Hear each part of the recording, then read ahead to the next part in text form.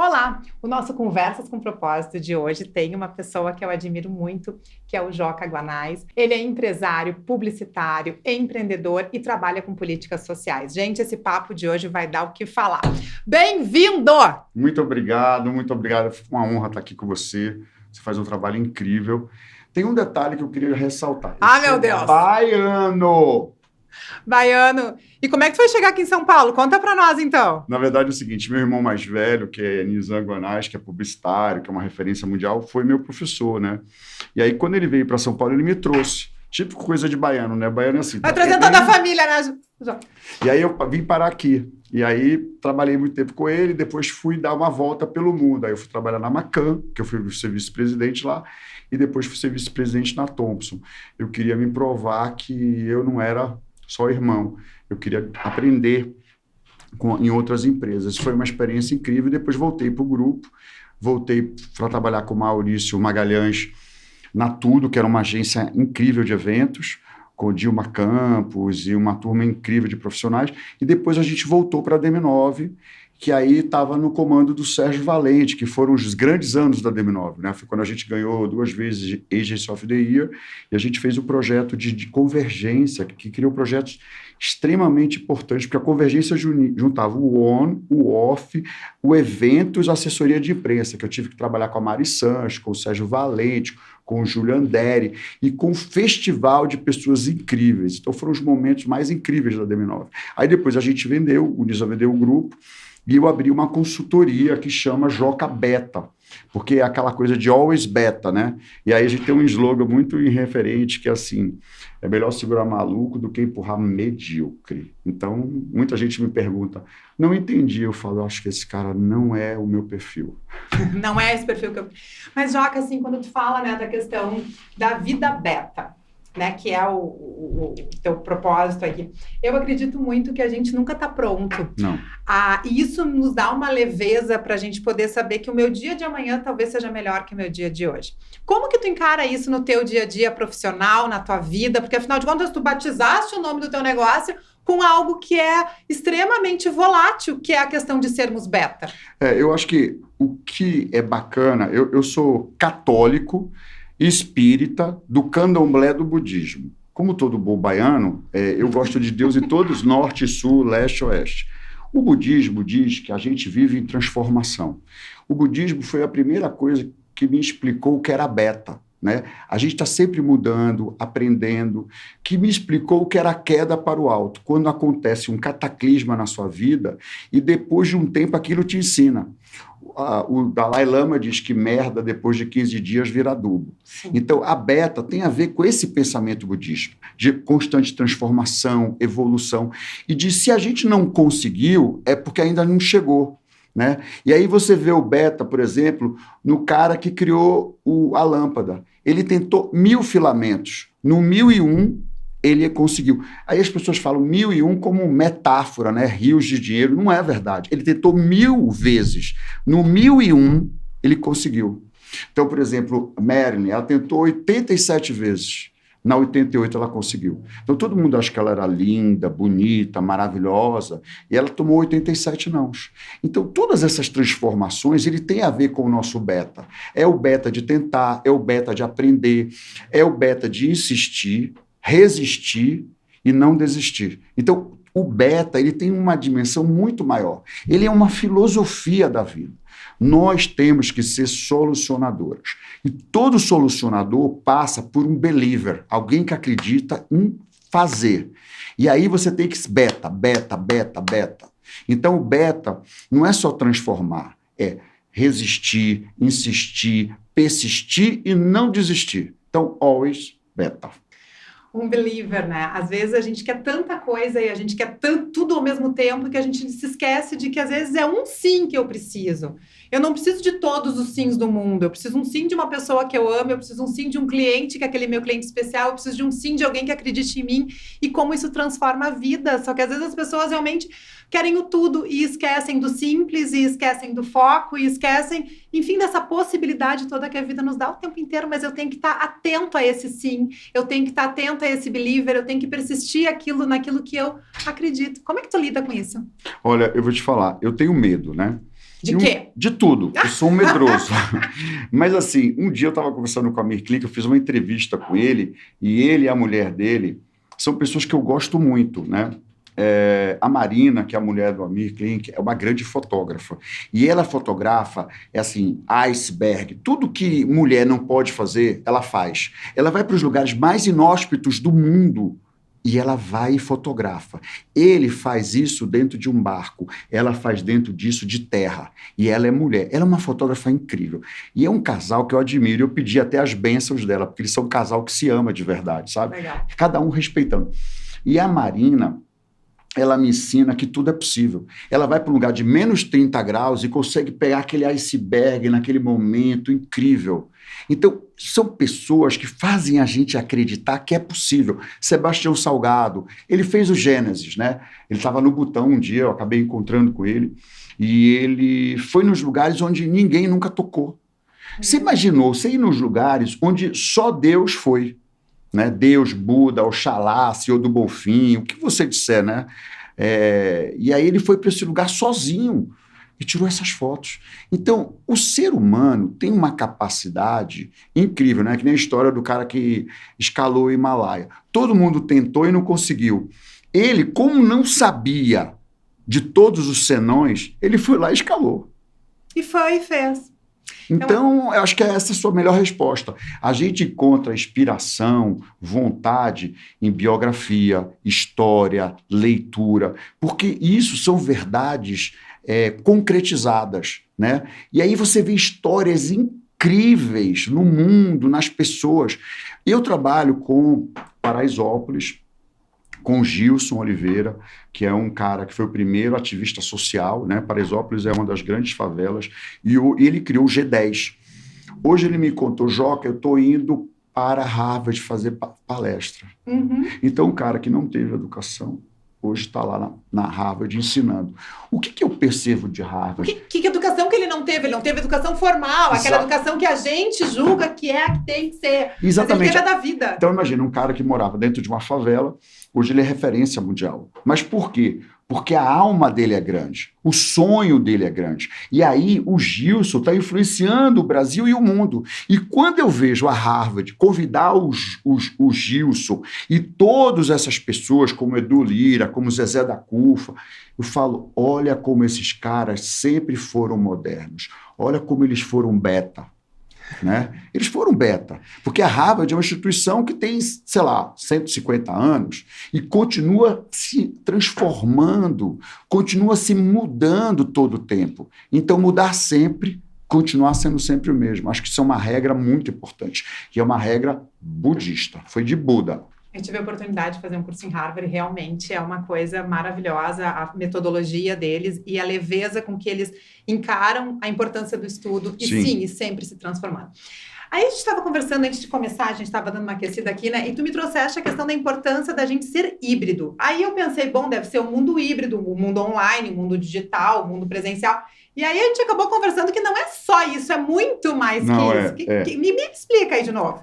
Eu acho que assim, hoje, eu estava discutindo com você, um RH de uma empresa, ele é uma coisa fundamental. Ele tem que ser beta e ele tem que entender a futurologia do mercado. Por quê? Generalista é uma pessoa que sabe um pouco de tudo.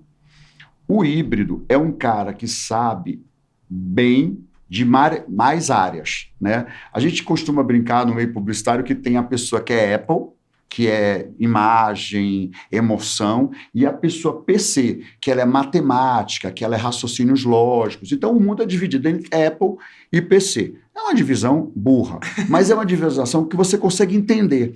Os híbridos, eles são Apple e PC. Então, o híbrido é um cara que já na cabeça já pensa diferente. E aí ele consegue entender de off, de on, ele consegue entender de eventos, de PR. Isso na área que eu trabalho. Mas em várias áreas você vê isso acontecendo. Tá? Então, tudo que foi criado no mundo, de uma maneira geral, que a gente conhece hoje, foi criado na década de 40, de 50 e de 60, e depois tiveram atualizações. Nós não temos ainda modelos que foram criados para a nossa realidade, com o boom do digital, com a entrada da inteligência artificial. Por exemplo, inteligência artificial. Você escreve um texto, olha, eu quero falar sobre Picasso, e tem essas obras, ele criou o cubismo depois que ele foi na África, ele conheceu os cucutes, e eu quero terminar com as frases mais importantes do Picasso. Em 1 minuto depois, a inteligência artificial criou um texto incrível, que você adapta. Então, um monte de profissões vão desaparecer, um monte de profissões vão crescer e novos formatos vão existir. Então, será que nós estamos preparados para absorver a inteligência artificial? Será que nós estamos preparados para absorver o digital, para desenvolver tudo que vai vir por aí? Porque da inteligência artificial é análise combinatória de possibilidades. O tempo todo. O tempo todo. Agora, imagine o impacto nas empresas, nas pessoas, nas transformações, nos nossos sentimentos. Por exemplo, as pessoas conversam muito comigo porque eu adoro Deus, Buda, Oxalá, e eu tento aprender. Erro pra caramba, mas eu falo, gente, eu queria morar no Instagram.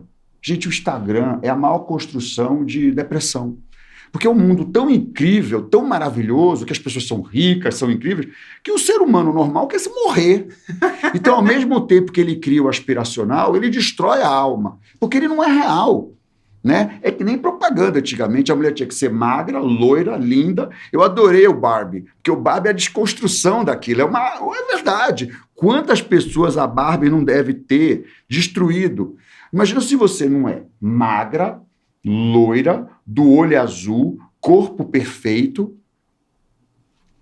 São os estereótipos. Uma pessoa hoje que tem cabelo afro, graças a Deus, os cabelos afros, o movimento negro, o movimento LGBT, Pablo Vittar. Gente, o mundo está se transformando, é lindo. What a wonderful world. Cada um vive sua realidade e que seja feliz. Então, eu acho que isso é uma coisa muito legal.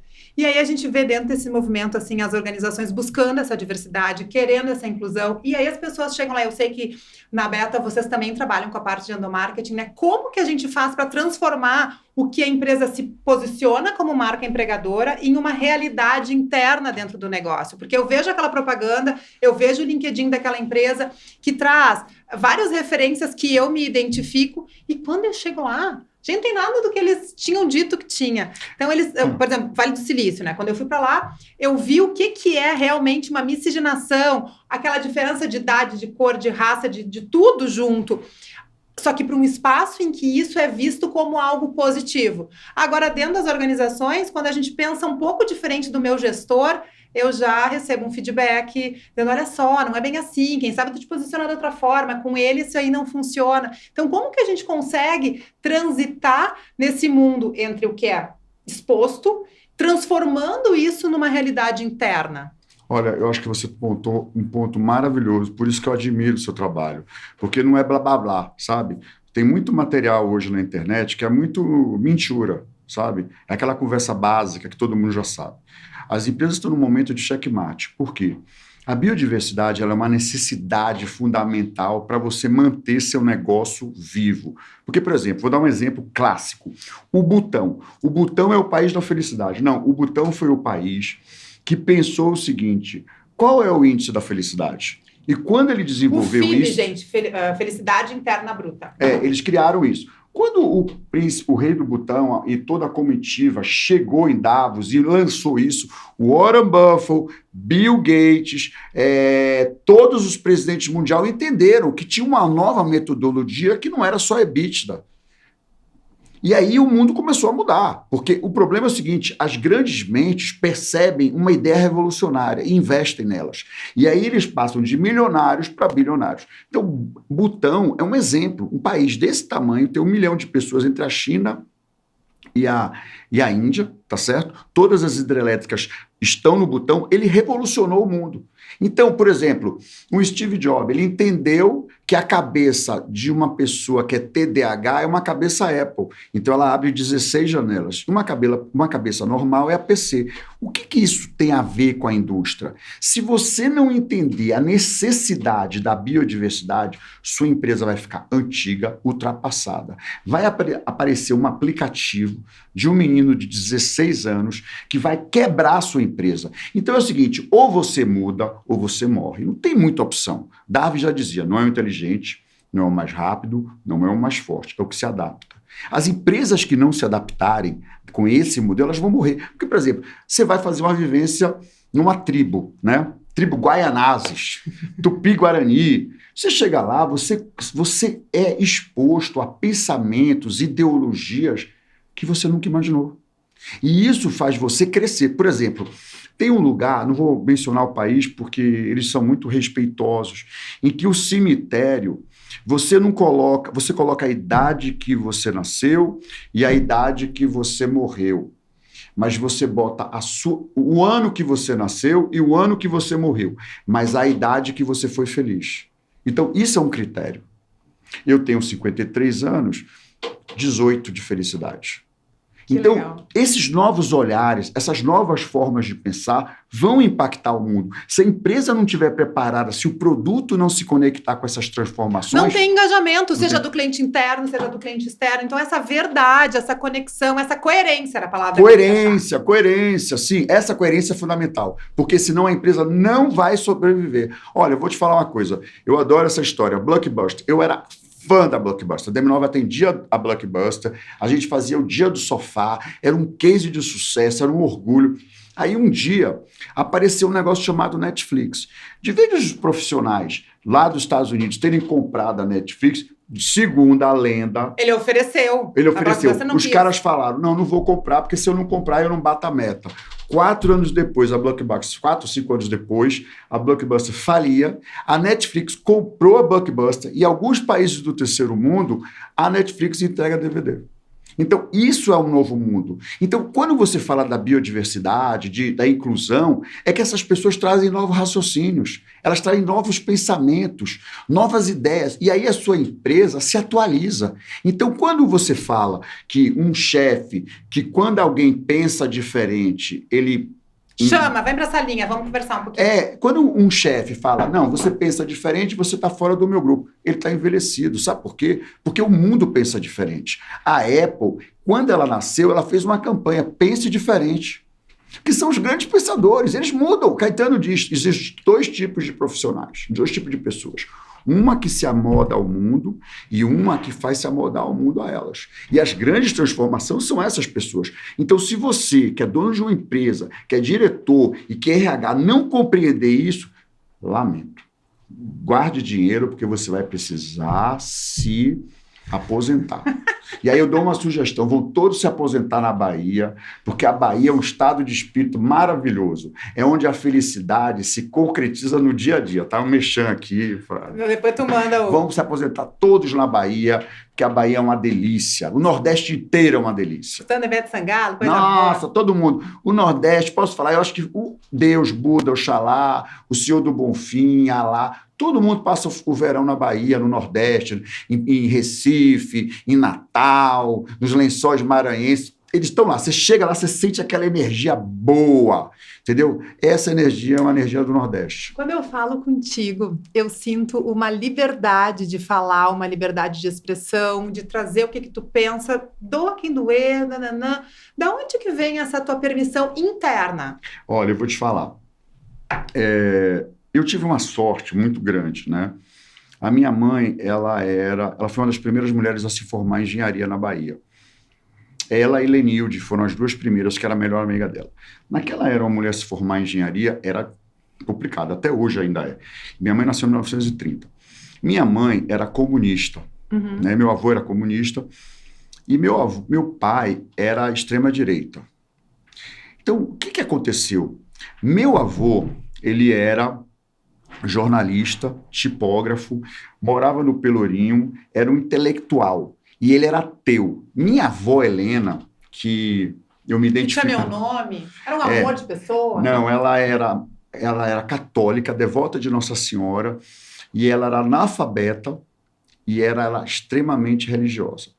Então, com meu avô e minha avó, imagina, ele era ateu, intelectual e comunista. Ela era católica, religiosa e devota de Nossa Senhora. Então, eram antagonismos, e eles se casaram e foram muito felizes, porque quando minha mãe fugiu do Brasil, foi morar na Inglaterra, porque ela ia ser presa e tal, não sei o quê, existia um medo muito grande, né? Existia uma caça às bruxas.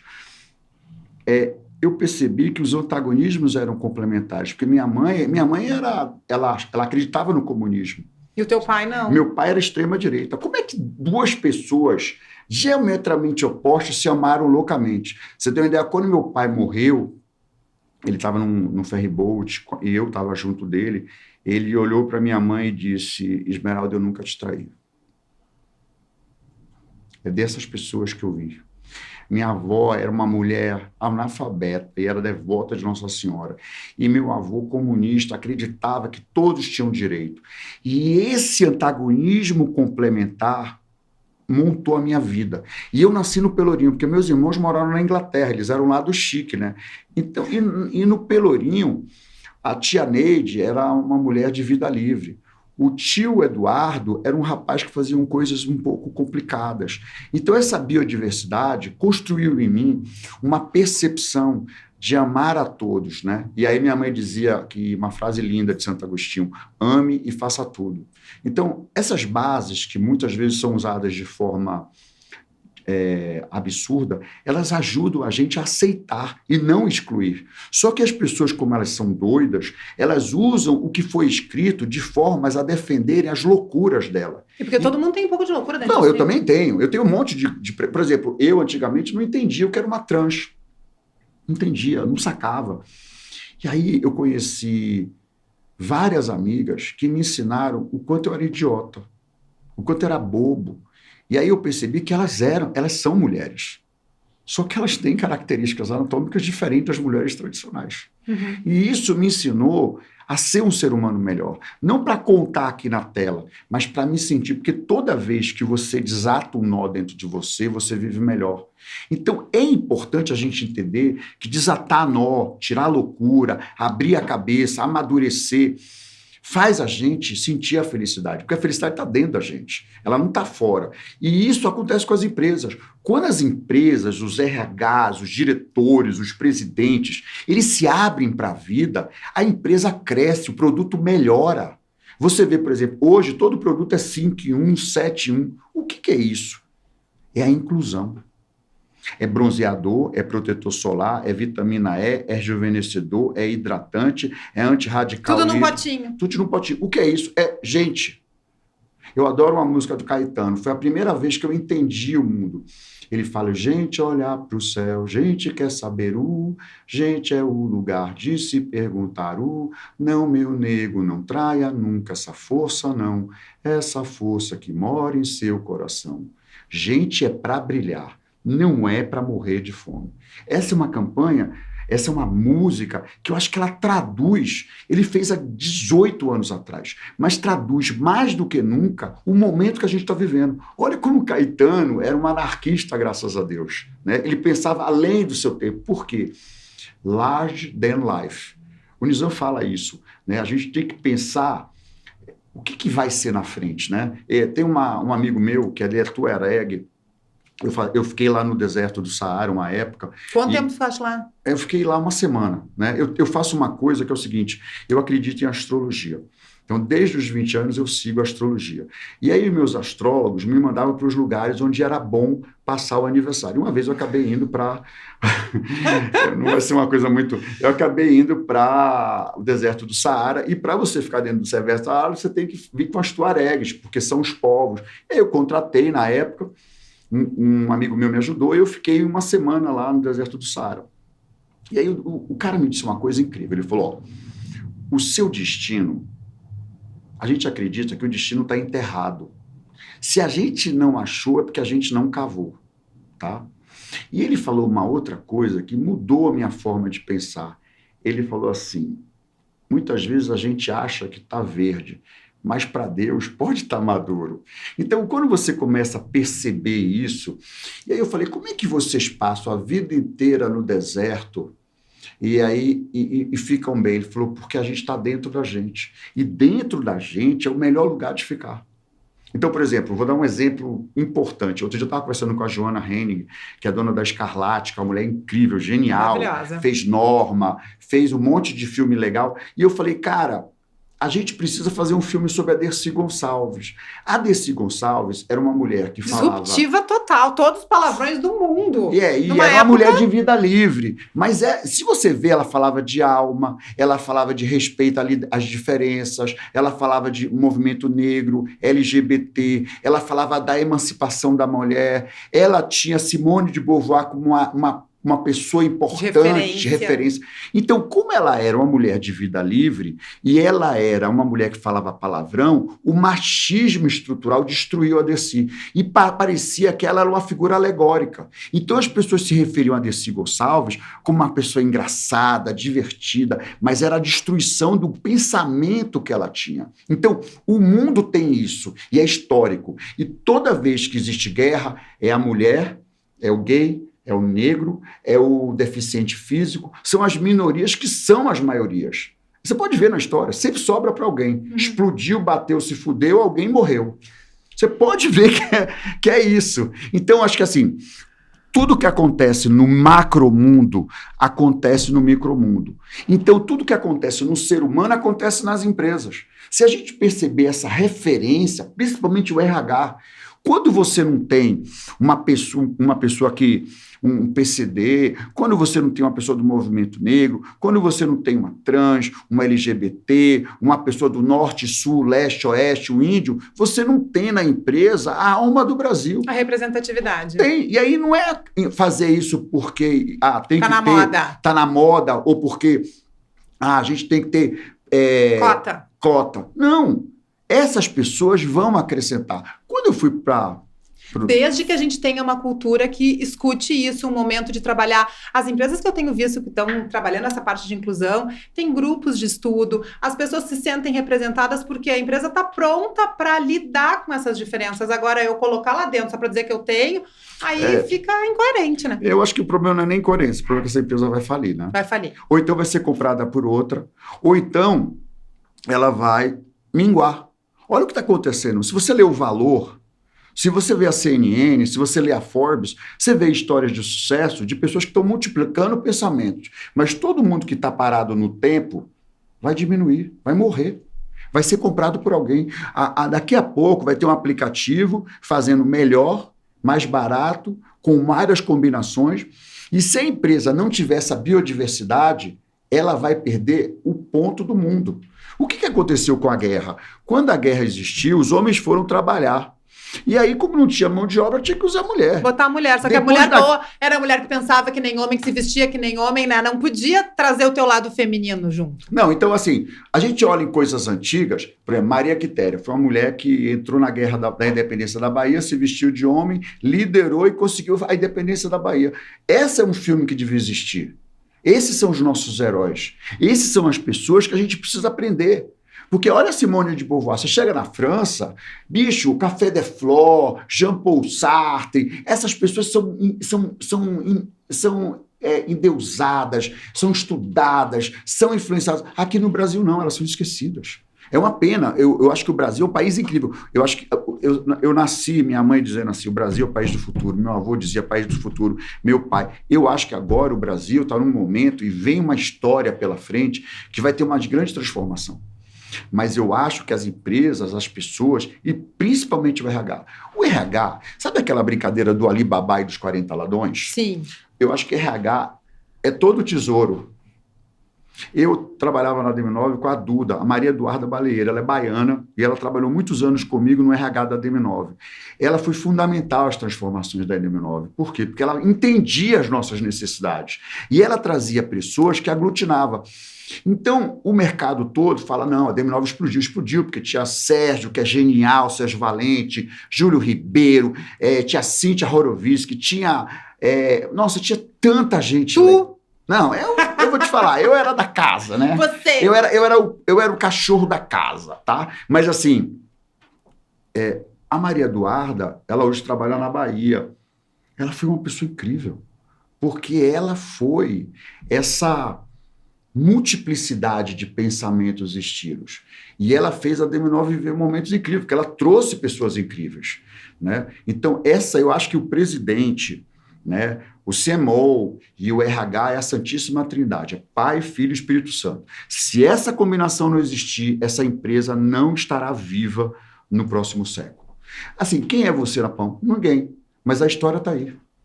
Se você ler, se você estudar, se você fizer curso e você fizer análise, você vai perceber que o que eu estou dizendo aqui não é uma falácia, é fato. Nas próximas 2 anos, você vai ver o volume de empresas grandes falirem. Exatamente porque essa trinidade não funcionou. Eu estou cagando regra? Não, eu estou cagando no que eu vejo, no que eu acredito. Hoje, quais são as grandes empresas do mundo? Olha quem são as grandes empresas. Olha o que essas empresas estão praticando. Olha o que essas empresas estão fazendo. Então, o que eu estou dizendo, o que você está dizendo, não é uma opinião, é concretude. É concretizar com atitude. Ou você faz, ou você vai morrer. E tu falou muito, assim, da questão da felicidade interna bruta, né? Da importância da gente ser feliz.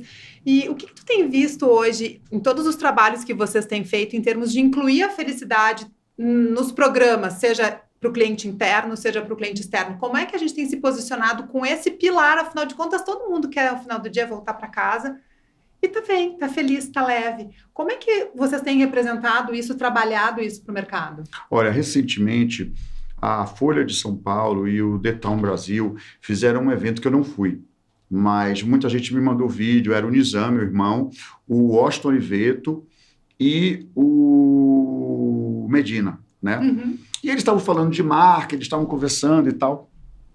E aí o Nizam propôs surpreendeu, né? O Nizam é um gênio e tal. O Nizam surpreendeu e falou, gente, eu não quero falar de marca, eu quero falar de vida. Como foi para você, Medina e o Washington Oliveto? Vocês são 2 pessoas que foram sequestrados, né? E vocês... Como foi isso? E aí o Washington, genial, guru da gente, professor nosso, Medina também, eu trabalhei no primeiro Rock in Rio, né? O Nizam falou assim para mim, cancela seu estágio e vem estagiar aqui no Rock in Rio. Minha mãe, não, minha mãe, eu sei o que eu estou fazendo. Aí eu fui trabalhar no Rock in Rio com o Sérgio Zobaran e Luiz Oscar Niemeyer. E tive a melhor experiência da minha vida, o primeiro Rock in Rio, né?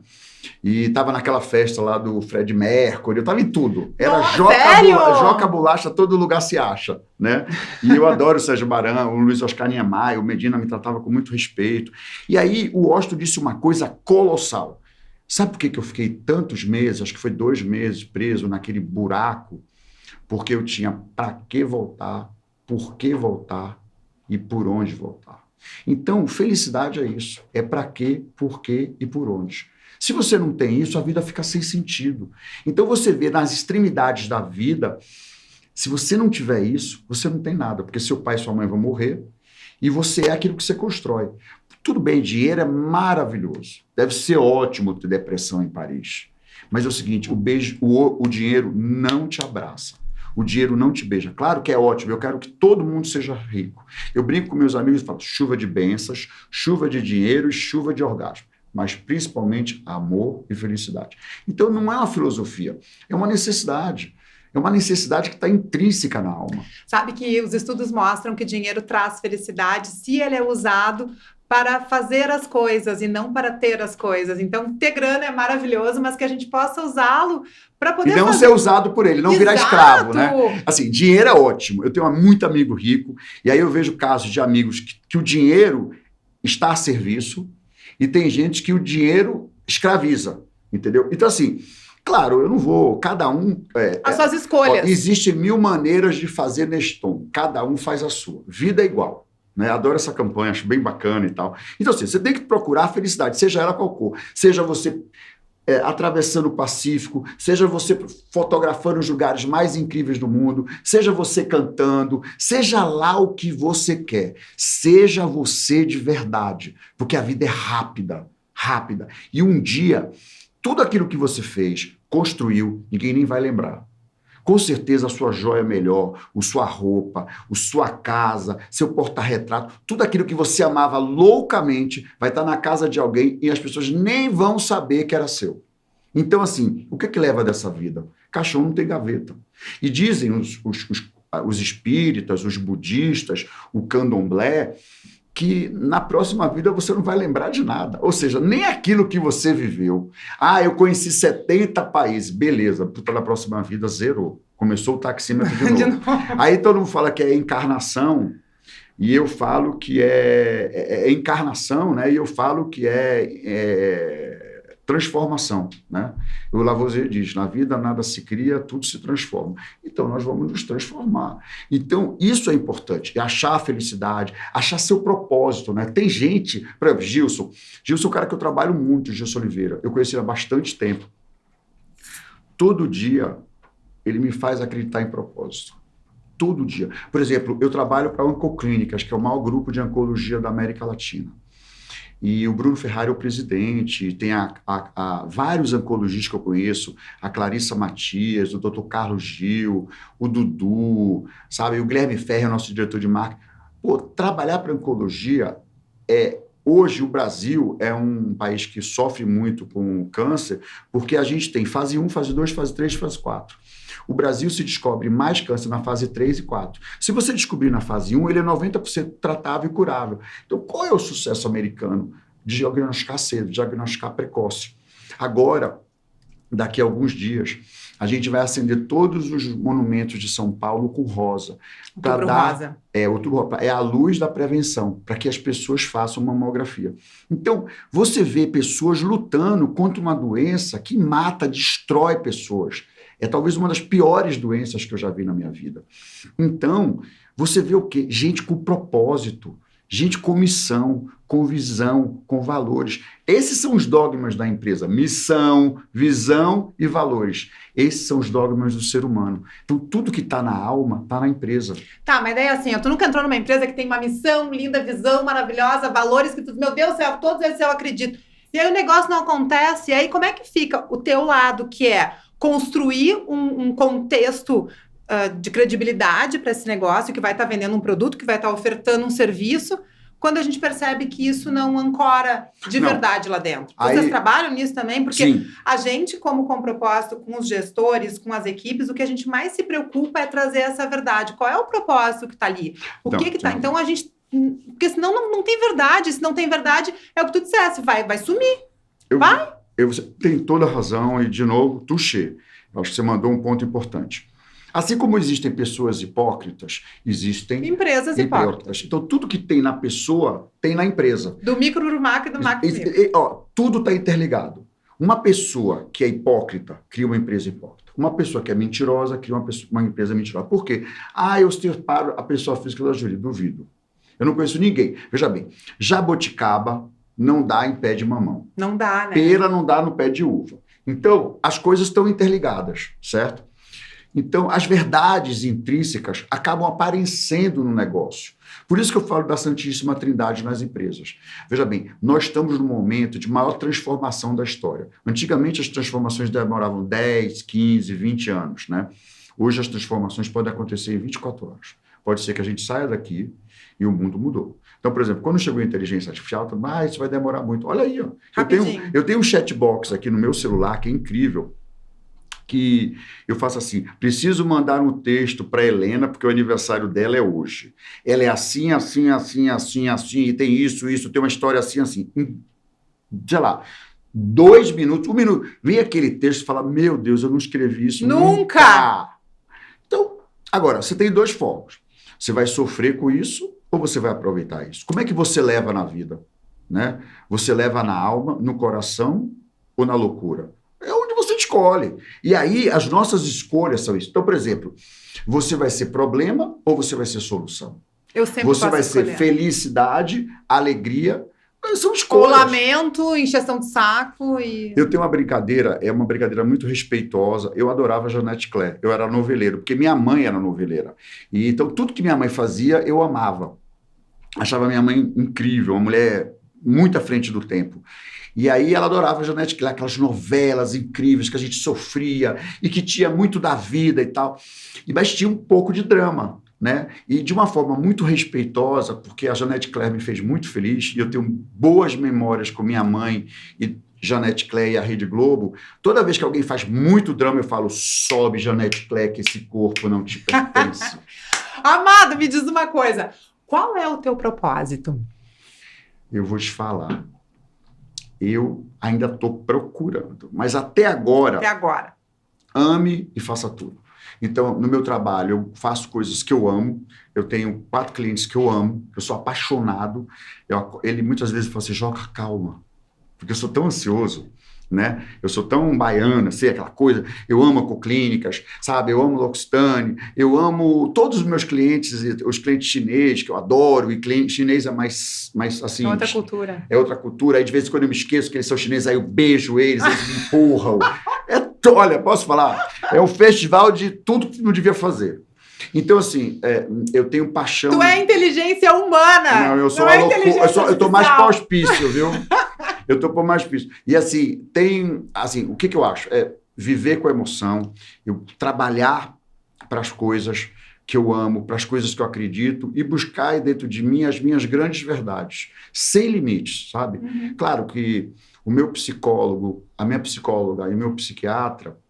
Você tem um psicólogo e uma psicóloga? Eu tenho um psicólogo, eu tenho um psiquiatra. Tá, né? Okay. Porque enfim, coisas eu acho que todo mundo devia... Eu, inclusive, queria fazer uma campanha. Acho que você que é inteligente, que é sensível, que é diferente, ou que quer mudar, faça terapia, faça psicólogo, faça psiquiatra, faça meditação, faça yoga, porque, olha, o mundo dentro da gente é maravilhoso. Só que toda vez que você se acha no mundo, porque a saída está para dentro. Então, eu faria uma campanha para que psiquiatra, psicólogo, eles são fundamentais, estruturais na vida de todo mundo, todo mundo.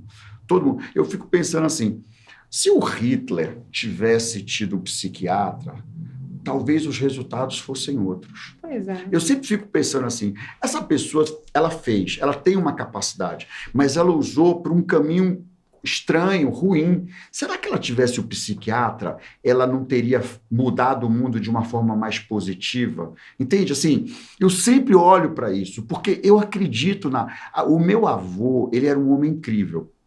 Um dia eu virei para ele e falei assim, vô, o senhor é ateu, o senhor é intelectual, a avó é analfabeta, mas ela é devota de Nossa Senhora. E todo dia você fala, Helena, está na hora de acender a velinha. Por que se você não acredita? Porque eu amo ela e ela acredita. Então, quando você é capaz de entender isso, a vida faz sentido, a sua empresa faz sentido, o seu RH faz sentido, a sua administração faz sentido, e sua empresa vai para um outro mundo, porque tudo está conectado. Tudo está conectado. É o micro e o macro.